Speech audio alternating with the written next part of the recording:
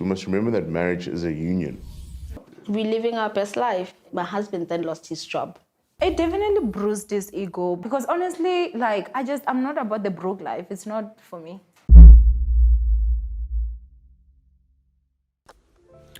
Hi everyone, how are you doing? Welcome to my channel. It's Samir's Journey. If you're new, welcome. If you're a returning subscriber, welcome back.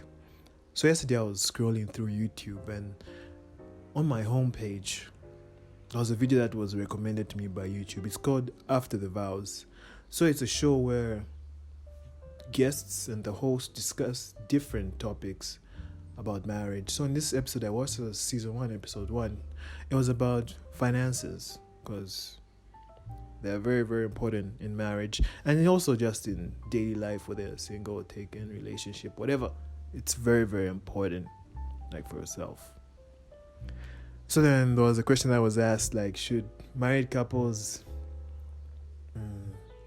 have one bank account where they save all their money in one account, or should they just be like separate, like just each man for himself, or that kind of thing? Yeah. And there was a marriage expert on the show who said something about this. So this is what he said.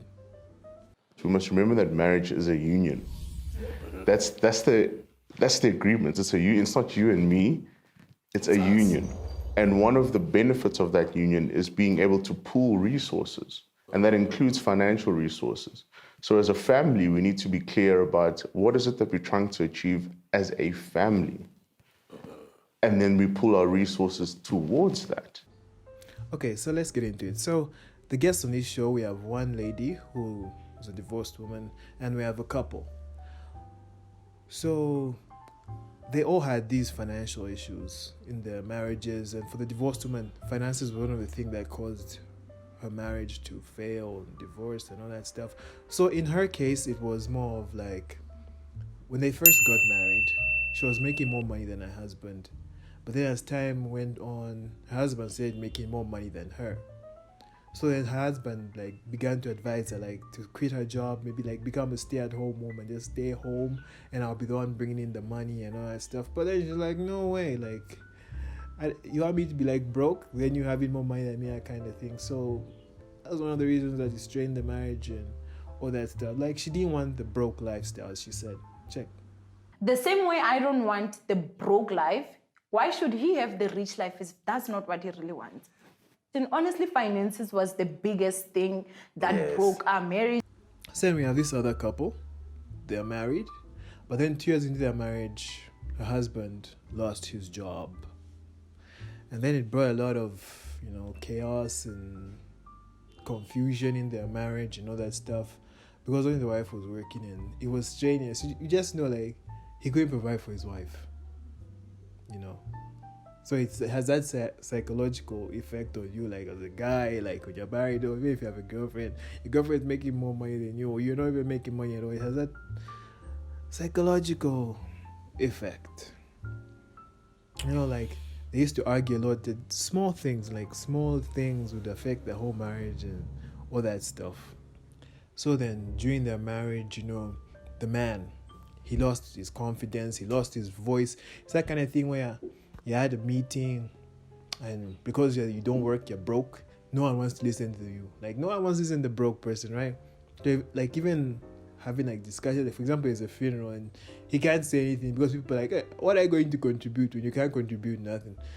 So he just became broken. He lost his confidence and all that stuff. Here he said it, he talked about it. Yeah, I lost my confidence. So even in meetings, when you're trying to come up with a topic, but emanyan, I want to share that. And even when your opinion, even at home, is no longer that important. Because you're not bringing anything to the table. Not paying, even irrespective of how much your opinion is important at that point. Then one thing I like that this guy did, he used to wake up early in the morning to pray for his wife, so that she could bring in more income. And I even woke up at 3 and prayed for her to say, God, uplift her. So that maybe she gets more promotions, so God can just lift her up, give her promotions, make her make more money, That's one thing I liked. Even though some days just be rough, And it's that thing pride, what, you just he was having a hard time like asking his wife for stuff, you know. It was really, really hard. And for me to ask money from her, yes. Yeah.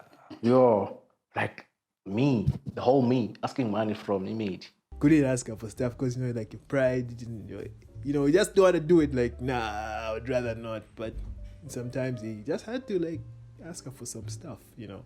So then, yeah, finances is very important because people come from different backgrounds and have been taught different things about money. Some people are taught money is not important. Some people are taught it's a very important thing. People have different understandings of money. So the way people act when they have money or when they don't, like, it's very, very different according to where they come from.